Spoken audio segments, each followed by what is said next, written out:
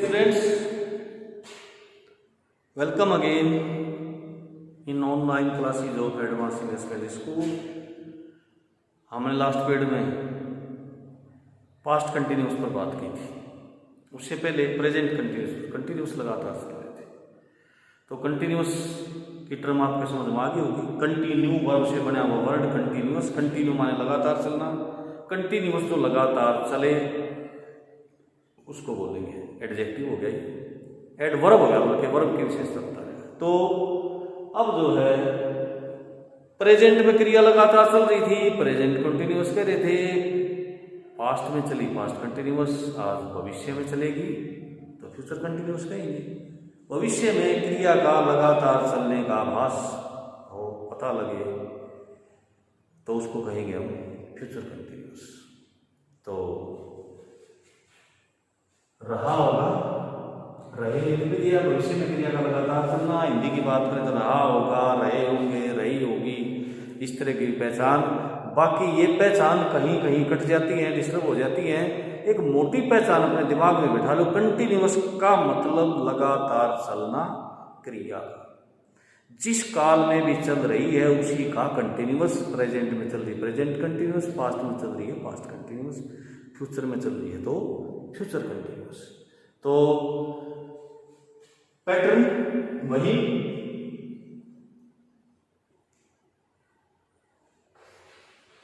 Subject plus shall और will plus be plus first form, या V1 लिख लो, आपको V1 की ज्यादा आदत है, प्लस ING प्लस ऑब्जेक्ट। किसी को भी हम किसान फसल काट रहे होंगे, द फार्मर्स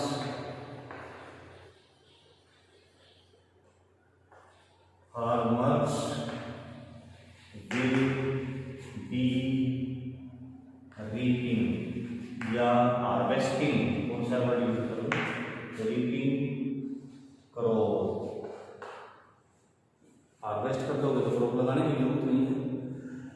तो ये बन गया फार्मूला। फ्यूचर में पता आपको shall will permanent helping verb है, सेल विल कहाँ थे यही पता है, फर्स्ट पर्सन के साथ आई और वी के साथ सेल, बाकी के साथ विल।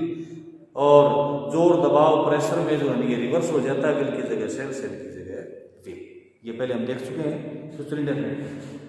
तो ये था आपका फार्मूला। तो अब नेगेटिव पर चलें तो नेगेटिव हो जाएगा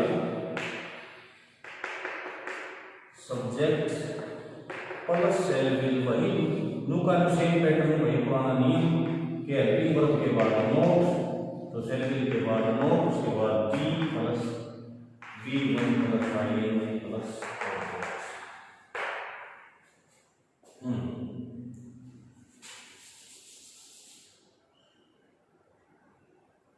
द फार्मर, जिसी को ले लेते हैं, विल नोट बी, और वही है रीपिंग क्रॉप या क्रॉप कर सकते हैं। Interrogative,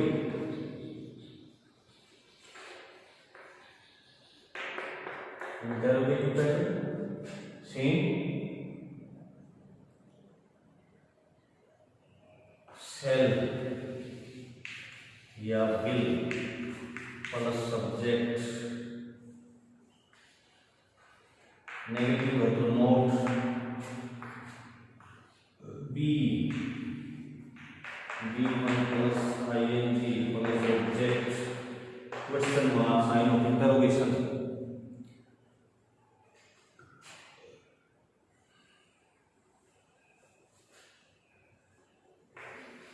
Will they not be following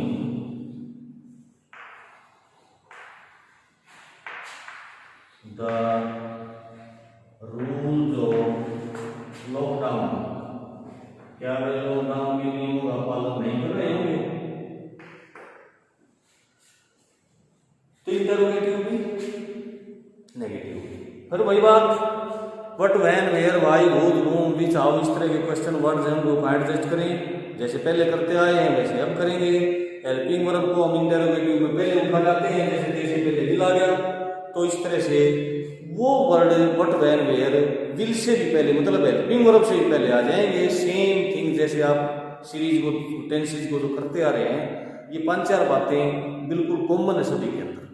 इसमें जो समझाने की जो बात है उस पर आते हैं। A new question arises, why there is be in this pattern. Be क्यों जरूरत पड़ी बी, ये है समझने की बात आपके लिए। तो इसके लिए सुनो, हमने इससे पहले फ्यूचर इंडेफिनिट में पढ़ा था। फ्यूचर इंडेफिनिट में शेल विल के बाद फर्स्ट फॉर्म का यूज कराया था हमने।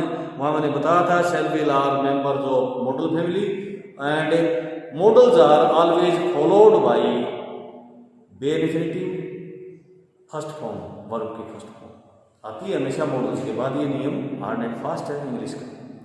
तो अब हमारे साथ समस्या थी कि अभी हमने जब कंटिन्यूअस पढ़े, उस कंटिन्यूअस में हमने पढ़ा था कि भाई चलती क्रिया को बताने के लिए आईएनजी वाली फॉर्म आनी जरूरी है। इसका मैंने आपको रूट काज भी बताया था कि भाई आईएनजी वाली फॉर्म को हम ग्रामर में प्रेजेंट पार्टिसिपल बोलते हैं। प्रेजेंट पार्टिसिपल का जो है ना मेन काम कंटिन्यूअस वर्ब को दिखाना होता है, ये प्रूव कराया था हमने। तो आईएनजी नहीं लगाएंगे तो कंटिन्यूअस नहीं रहेगा। आईएनजी वर्ब पे लगा देते हैं तो शेल विल के फौरन बाद हम वर्ब को रख नहीं सकते, तो there is a problem and B is playing the role of a compromiser. Compromise करवा रहा है ये किसका, शेल विल हेल्पिंग वर्ब और वर्ब का जो कि प्रेजेंट पार्टिसिपल है। तो कैसे करवा रहा है, be is playing the role of first form for verb, sorry for shall will helping verb के लिए। तो ये था बी का रोल, जरूर आएगा, ध्यान रखना, क्योंकि पिछले 2 कंटिन्यूअस में नहीं आता। बी का वगैरह सीधा हेल्पिंग वर्ब के बाद जो है ना आईएनजी वाली फॉर्म आ जाती है। तो फ्यूचर कंटिन्यूअस में शेल विल के बाद बी जरूर आएगा, बहुत बार हम भूल जाते हैं, तो इसको ध्यान में रखना। बाकी सब ऐसे का ऐसा। फिर वही कहूँगा मैं, कम से कम 20-25 सेंटेंस उसी तरह से उसी स्टाइल में जरूर बनाना, अदरवाइज ये सुनी हुई बातें जल्दी भूल जाओगे। Thank you.